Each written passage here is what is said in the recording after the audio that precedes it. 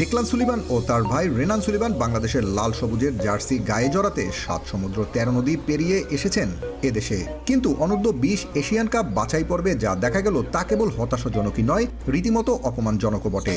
আর এই অপমানের জবাব দিতেই যেন এবার সামাজিক যোগাযোগ মাধ্যমে নীরব বিস্ফোরণ ঘটালেন তার ভাই কাপান সুলিভান। গত শেষ ম্যাচ নেপালের বিপক্ষে সে ডাকআউট থেকে যখন নামলেন ঘড়ির কাঁটায় তখন সর্বসাকুল্যে মিনিট 4 সময় বাকি।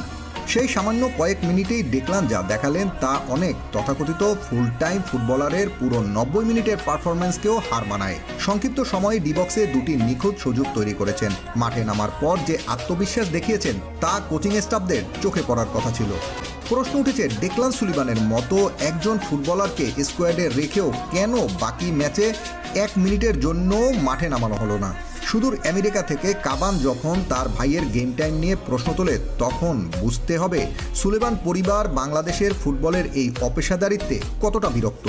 ডেকলান সুলিভান বা ইব্রাহিম নেওয়াজদের মতো ফুটবলাররা ইউরোপীয় একাডেমি থেকে আধুনিক ফুটবলের পাঠ নিয়ে আসেন, কিন্তু তাদের যদি এভাবে বেঞ্চে বসিয়ে রেখে ব্যাড এক্সপিরিয়েন্স দেওয়া হয় তবে ভবিষ্যতে কোনো প্রবাসী মেধাবী ফুটবলার কি আর বাংলাদেশমুখী হবে? কোচিং স্টাফরা কি সাধারণ মানুষের আবেগ বা ভাষা বোঝেন? এই ধরনের অবহেলা শুধু একজন খেলোয়াড়কে নয় বরং বাংলাদেশের ফুটবলের উজ্জ্বল সম্ভাবনাকেই গলা টিপে হত্যা করছে।